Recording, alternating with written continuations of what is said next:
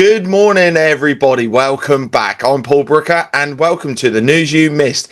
It's Thursday, the 30th of October, 2025. It's the end of the month. Halloween is coming to its end, and wow, what a load of news we got for you. It's all sorts going on out there. We've got world leaders meeting. We've got bombs being dropped. We've got drones being shot out of the sky. We've got a whole load more. So stay tuned and let's dive right in. First up, the US political drama that makes House of Cards look like Bluey. House Republicans are claiming Joe Biden's presidential pardons might be illegitimate, saying his aides abused an auto pen to sign official documents. That's right, America's democracy might have been run by a poor robot pen. The GOP's Oversight Committee says this proves Biden's decline and calls for all pardons to be void. The White House dismissed it as political nonsense, which is fair because that's literally what Washington exports now. Over in Asia, President Trump's diplomatic world tour continues. He's wrapped Japan and is now in South Korea, where he announced a new trade deal, promised to meet Kim Jong-un soon, and even flew Air Force One over Mount Fiji because apparently diplomacy now has a travel vlog. Trump said he expects something very satisfactory with Xi Jinping, which in Trump speak could mean anything from a peace treaty to a TikTok ban. And yes, at one of the SEAL events, the band actually played YMCA. If that's not foreshadowing for the next campaign rally, I don't know what is. Back in Europe, the Kremlin just went full Bond villain. Vladimir Putin confirmed Russia tested a nuclear-powered underwater drone named Poseidon, capable of triggering radioactive tsunamis. Translation: if it doesn't nuke you, it'll drown you with style. Russian officials call it a strategic deterrent. The rest of the world calls it therapy. And in Sudan, another chapter in the world's longest tragedy. Reports from El Fasher say nearly 500 people were massacred after paramilitary RSF forces stormed the city. The UN calls it ethnic cleansing in slow motion. The world calls it next story please. Because we've collectively developed emotional ad blockers for human suffering. In Paris, a real heist confession, sort of. Two suspects in the Louvre robbery have partially confessed to the museum raid, but they're refusing to say where the loot went. Apparently, honesty stops at returning stolen art. Somewhere, the Mona Lisa is smirking harder than ever. In Canada, tragedy with a shiver. A lesbian couple in Ontario has been charged after the death of a 12-year-old boy found starved in their basement. The details are grim. Authorities say the boy was emaciated, tortured and left to die. A case that's reignited debate on child protection failures across provinces. And meanwhile in the UK, it's chaos, comedy and a touch of mould. A dog walker fined £100 for violating obscure bylaws. A mum found a slug in her milk carton. A British spy allegedly traded secrets for cash in Ukraine. And a theme park that's been running for 50 years is now on sale. Because nothing says cost of living crisis like having to auction off the teacup ride. Oh, and a 41-year-old trucker girl influencer died unexpectedly, leaving fans heartbroken and social media a little quieter. Across the channel, the anti-Greta Thunberg has fled Germany after death threats, applying for asylum in the US. Apparently, saving the planet's now more dangerous than polluting it. And honestly, that checks out for 2025. And finally, a story that sums up the human condition. A mum found a giant gold cube weighing 186 kilos up for sale because the billionaire owner went bankrupt. Meanwhile, governments are still debating how to price carbon. Moral of the story, whether it's gold, power or sanity, nobody holds on to anything for long. It's time for financial funnies where markets soar, melt and occasionally burst into interpretive dance. Let's go. First up, President Trump says he'll have something very satisfactory with China's President Xi. Translation: either a trade deal, a handshake or a golf resort. No one knows, not even the translators. Markets love the word satisfactory. It's vague enough to mean anything. Somewhere the yuan and the dollar are speed dating again. Nvidia just became the first company in history to hit $5 trillion. That's more than most countries' GDPs, and roughly equal to how much you'd owe if you bought one GPU on eBay. At this point, Nvidia doesn't make chips, it is the economy. Wall Street's new motto, in Jensen we trust. Nvidia now has a bigger market cap than all of the US and Canadian banks combined. If GPUs could issue mortgages, Chase would be asking them for a loan. The only safe investment now is CUDA cores. Bankers, meet your new branch manager, a 4090 Ti.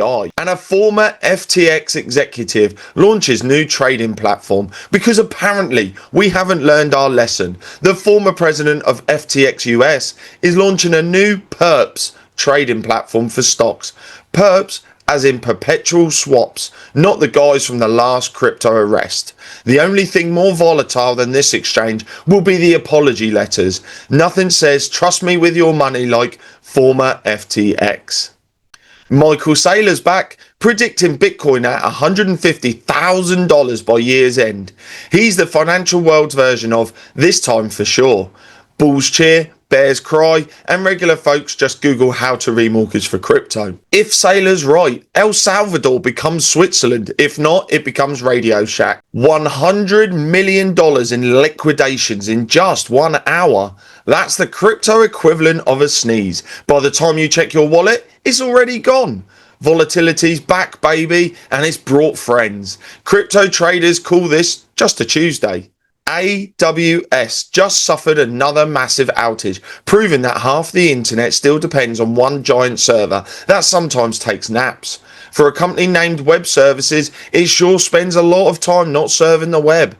Expect a lot of tweets about productivity and a lot of developers crying in JSON.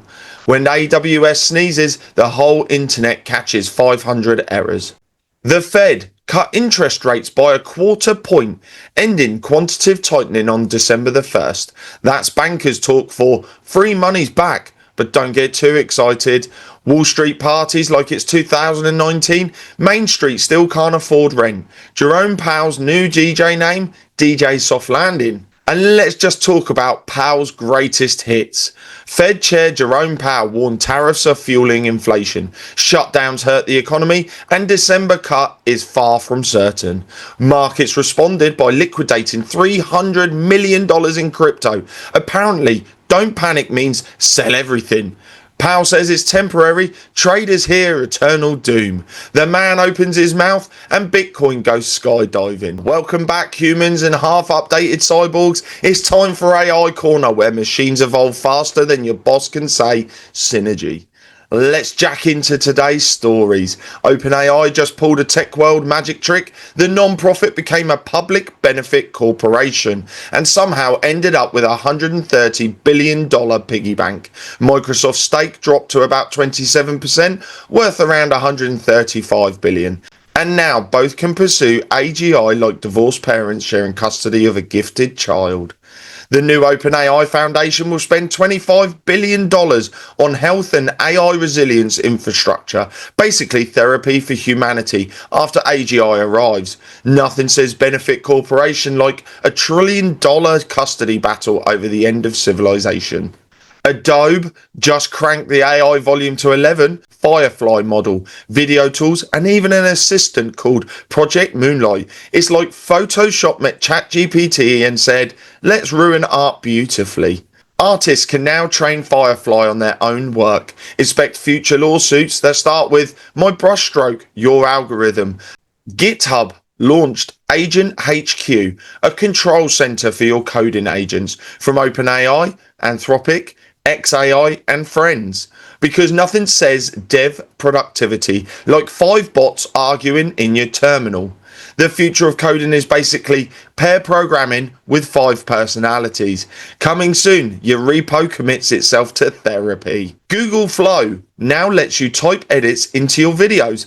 Add robot, remove human, insert irony, boom, done. Influencers rejoice. Now your AI assistant can fix your face and your plotline. Spielberg just whispered, we're doomed. Welcome back to Hackers Corners, where update available really means you're already hacked. Let's dive into today's digital dumpster fire. CISA just confirmed active exploitation in Dassault Systems, Delimia Apriso, and XWiki. One bug lets any guest run code, and the other hands out full admin rights like Halloween candy. Hackers wasted no time. They're already dropping crypto miners faster than influencers drop NFTs. Two critical flaws already in the wild, both actively exploited. Agencies have until November the 18th to patch. Translation, 2 weeks before the digital termites eat through production. If your guest can deploy miners, it's not a visitor, it's a new employee.